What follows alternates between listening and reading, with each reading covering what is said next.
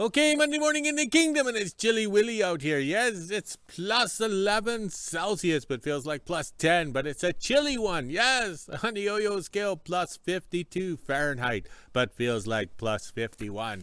Yes, the staff relaxed yesterday, played with their berries, and gave me some blueberry jam. Yes, no burps today because I didn't have peanut butter. I had blueberry jam in a cheese whiz jar. Yes, recycle, repurpose, and everything. Reuse everything, recycle. Oh, these lips. All right, so today we have to do a little project down there. We'll bring it up to the shop. That's why this area is open. That's why we had to organize everything, because a fellow broke his trailer. Oh my, wonder how that happened. It's the so-called roads. Yes, we live in Stalin's Russia. The government takes all the money and gives us nothing in return. Yes, oh well, we chose to live up here, and look at that flag. That adds color, and you look at the cameras, you can see it. It is good. Excellent. We thank the Kingdom followers for sending us flags. I think we're going to have to rotate some of them. Yes, keep them in rotation, just like on MTV. Yes, whoa, that was when they played music videos, and then they became the non-music video channel. Yeah, unreal. All right, so the 38 GMC is parked there in case we need the welder. Yes, we're going to weld and weld some more today. So hopefully we have a good day today. And that helicopter, 5:58 this morning, flew north of the house as I laid in bed listening to it. Unfrickin' There's no peace and quiet up here. It's a good thing we don't have the recording studio up and going, because that would ruin any voice, voice books we're making? Audio books, yes. Oh well, that was money well wasted, like my marriage. And look at the flags over here. They're looking good. Yes, they're looking good. Yes, even the colorblind guy can see the colors. All right, we better go. Here comes the boss. It is a Monday morning.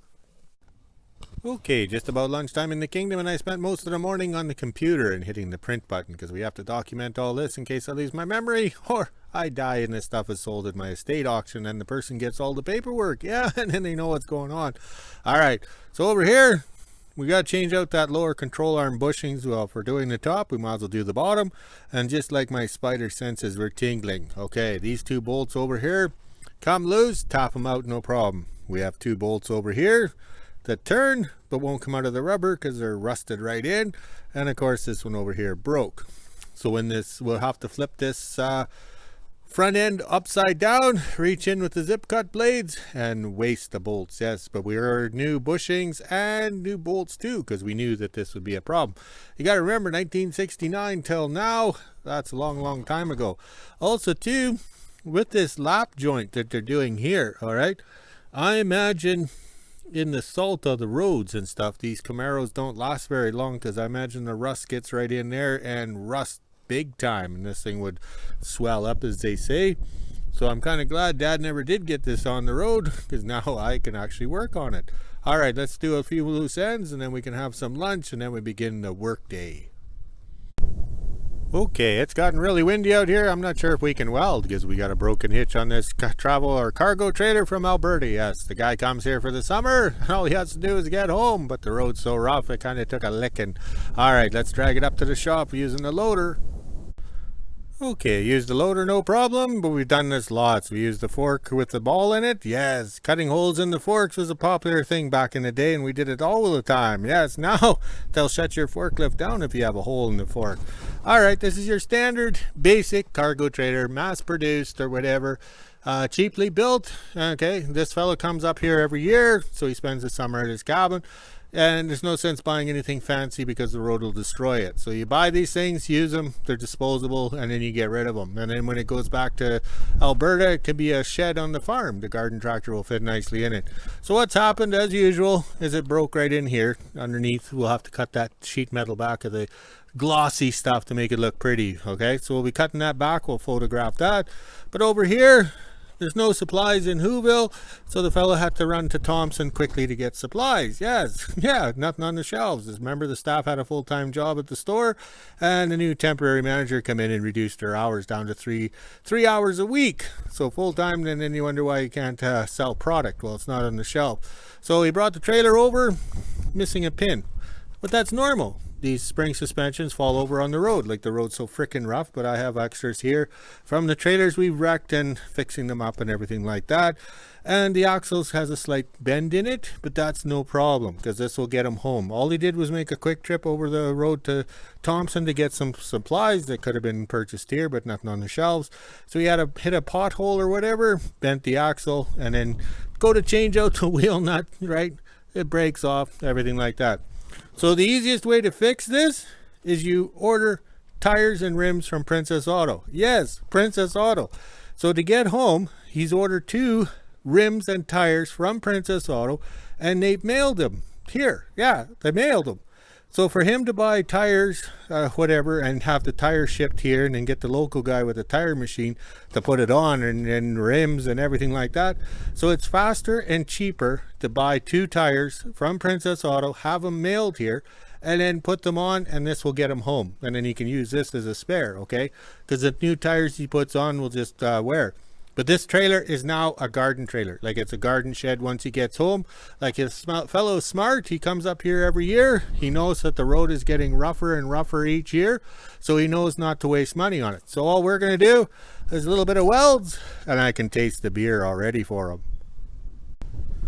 Okay, it's getting windy out here, so we'll probably have to end up doing all the prep, and then since how we're using gasless wire on the MIG, we might not be able to weld today. We're not sure.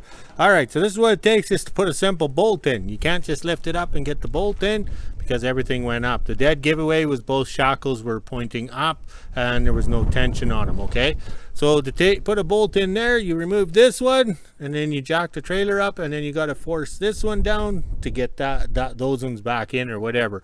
So it takes a little time, plus the suspension, it's not worn out. This is well greased. That's grease coming out of here. So I had no problems with the, how do you say, taking it apart. But both sides match. I have the trailer up, okay? As I got the trailer up, guess what happened over here? Okay, because I need the trailer kind of sitting level, because the hitch kind of fell off. Yeah, whoopsie. There's a big hole here. We'll fill that in. We have lots of welding rods, so let's get at her. Okay, I got this trim back. I used this tin snips because this aluminum's been pulverized pretty hard with the rock, so it's pretty thin. So it's actually pretty good, except for the fact that the guys assembling it didn't have a tape measure. So this plate here is just kind of scabbed in there. It's more for dressing up, so we'll have to bend that back because over there on that side, lots of space. Okay, so nobody's paying attention to detail or quality as they mass produce this. Yes, the guys probably had a hangover like me. So this is actually very thick material. It's not rusted. So I think we can buff it up, raise up the jacket up, whatever, the hitch will bend up. And then we can do some nice 70/18, 3/32 up in here. And then maybe nip this back here to get a nice gusset plate. That should get him home no problem. The fellow has rewired this trailer because the original wiring's in there because they want it to be hidden so it falls apart and everything like that. But the fellow's rewired it using the protective coating and all the little joiners, or the hangers as they call it. Yeah, it's professionally done. Okay, so this door is locked on this side here. All right, so I went to the back door actually opens, and right at the front was the cardboard box and the broom sitting right where I was going to weld. But what I'll be doing is getting a 5-gallon pail of water. Yes, collected rainwater off the roof, and we have to soak this down because we don't want any heat or any problems with this wood, because this wood is very dry. And the fact that there's a cardboard box sitting there, we could have burnt the trailer for the fellow. Oh wait, that would have been a good idea. He would have had an insurance claim. Yeah, because I have no insurance. I'm retired. Yeah, insurance means nothing. So let's have fun. Let's get this done. Okay, we used the jack there to get it up. We had to put a block under because it wouldn't extend far enough, but that's no problem. We got it set just right, and we're quite pleased. We'll never get that sealed up tight. Oh, that's the straight edge we're using. Yes, because the material is stretched. You'll never get it to go back in there. But as they say when you're welding, that'll give you the nice root pass. All right, the welder of choice today will be the Ranger 250. Because we have to use the knob to fine tune. Like the electric buzz box will not work today. Okay, and we definitely can't use the MIG because it's too windy. So we can turn the knob here. Yes, turn the knob for fine tuning. Yes, it goes to 11. Yes, just like in Spinal Tap.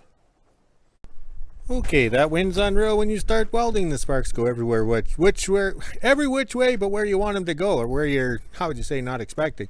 So we had to get out a piece of plywood and try and block the wind. All right, so we just did a nice, how would you say, 3/32 7018 Hobart rod. We did this one uphand, and then I started grinding it, and then I remembered, oh, we have to do a video. Yes. So over here, we're actually burning in hot for going uphand, but I want penetration. Yes, see, there we go. That hasn't been buffed yet, but that's what you want. And then we can do, how would you say, a little buff to make it smooth. We do a fish plate over top, and then we're good to go. And I can taste the beer already. Also too, the wind's not keeping these doors open, so every time we turn around, we're checking here. I didn't dump the pail of water onto the floor because it's going to drip on me. I'll save the pail of water in case we do have smoke in here, then we can put it out. You always have your fire extinguisher ready and handy too, because you never know when you might have to discharge it and then throw it at the fire and then run like hell. Oh my, it's coffee time. Let's go have a coffee. Yes, we're working, so we can't have a beverage. Okay, we need to add some gussets to that frame since how we welded it. Yes, so here it is here. The gussets are 2 inches wide or whatever it is, because that's the strip of material we had. Yes, so we make sure everything has curved corners. Now we'll buff grind them real quick, slap them together to make a group, and then grind them so they're all the same. That way they'll be easier to weld. Okay, stack your 4 pieces together. Notice there's no tape measure or anything like that because we're doing it all freehand. Yeah, stack them together, grind them to make them look the same, and call it good, just like on Sesame Street. Okay, that didn't take long, but the wind is blowing the sparks everywhere. I had to go get the leathers from the bedroom, so I don't like them wearing outside the bedroom. Rare occasion I wear them for welding. All right, so we did everything uphand. Yes, uphand. So everything was done overhead and uphand, and each side, and we just, well, we really didn't grind or anything, so it turned out very well. Gusset plated on the inside. This side turned out very nice, except for in here. I had more stuck rods in there than you could shake a stick at. So the stuck rods now become filler rods on other projects. So I'll quickly give this a buff and then we call it a day. Oh, we better check to make sure the inside's not burning, because there's a big hole right here where nothing lined up and the plywood's right there. So you don't know if it's burning or what it's doing. I better go check that because I wouldn't want to burn the trailer. Okay, we would have done better filming this today, but the freaking wind is just unreal. But we couldn't cancel this project because we're booked in for Monday to weld it. Tomorrow we have big plans. We have things to do. Also too, I forgot to mention, you have to weld under here. It's an overhead weld. You have to do it because this here never broke away, but it'll have, how would you say, stressness or stress. Or the material's been stressed out.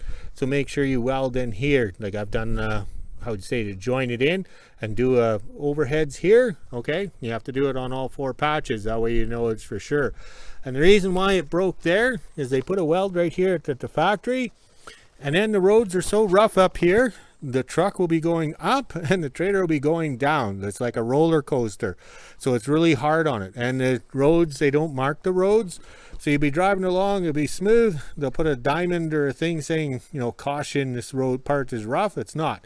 You'll drive down the road 50 more feet and then you hit a good frost to heave, and then that's it. Things start breaking.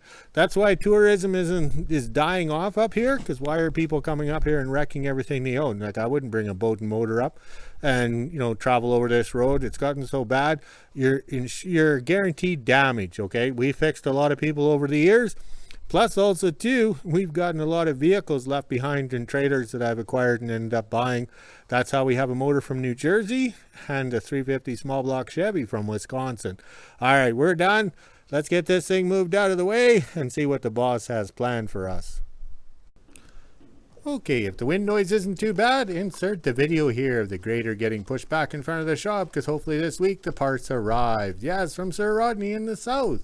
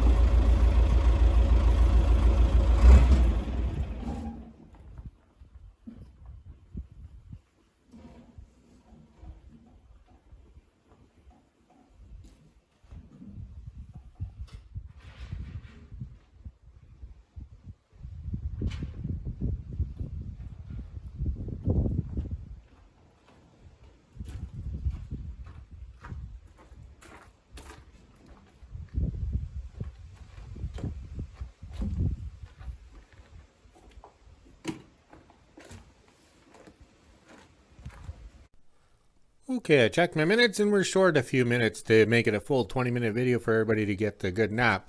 Okay, so the plan was to weld that trailer, because we've done lots of them. We'd be using the Hobart Handler 100 because we need heat control, okay? On a MIG welder, you have the volts for victory or vengeance, you know, and you have the wire speed to control your temperature. So if you're doing, say, a weld on the top of the channel or the little square tubing there, or the rectangle tubing, you'd crank up your heat. And then when you're doing an uphand, you want to reduce your heat. So the MIG welder would be the choice because there's so much variables. But you have to remember it was too freaking windy out there. Plus the fact that we're running gasless. So, oh, I got the burps. I just had some peanuts. So we're running gasless wire, all right? Okay, gasless, so the flux core is inside the wire, so you have to hold it back. So there's no way to protect it. The wind will blow, how would you say, any protective coating as you're welding. So then you're just making a mess. You're not a welder anymore, you're a grinder boy. Okay, everybody grew up on the farm and had the buzz box welder, okay? There's no dials, there's no indicators and stuff like that. This, here, I'll turn the light on, Les Nesman. Okay. This one here is an expensive one. I bought it 25 years ago or so because we needed a welder in the shop without running the gas powered one. So this one here is AC DC, and it's AC plus or DC plus and DC reverse or whatever. So this will weld, but that's your knob control. So I wrote 32 on there, so that's 115 AC amps or whatever. So we'll switch over to the DC, which is on the inside. So that's 75 amps DC. All right, so then when we click it up one, it goes to 85 amps. Okay, so there's no control. There's absolutely no control. You're hot or you're not, or you're too hot. Okay, so that's why the people have trouble welding with them and stuff like that. Ooh, I stood up and didn't fall over or grunt. So that's why, how would you say, people don't have much luck welding with these things. So like, you got to remember the welding rods back in the day and stuff. So the odds are against that person to weld. So that's why, how do you say, buzz boxes weren't that popular. Okay, the welder of choice was the Ranger 250. I've had this one for 25 years. Yes, the choke knob is broken off. We open the lid and pull the choke arm by hand. All right. So I don't go by the numbers and stuff like that. Like I tell everybody, I don't talk hot rod or technical, okay? I burn rod. I don't care what it takes. So everything is marked. I don't know if you can see the mark here and a mark there. All right, so that's where I know what it is. So we're down in this voltage here. I'm welding 332nd rod. Also too, I was fine tuning it like this. Okay, just a little bit. All right, just like tuning in the radio back in the car, you know, your AM radio back in the day. That's all I needed. So I was up a bit for welding on the top of that rectangle tubing on the trailer. It was up a bit. It was warm. And I could see it was warm, feel it was warm, and I was keeping the rod arc in close and tight. So then when I did my uphand, I just moved it down slightly. That's it.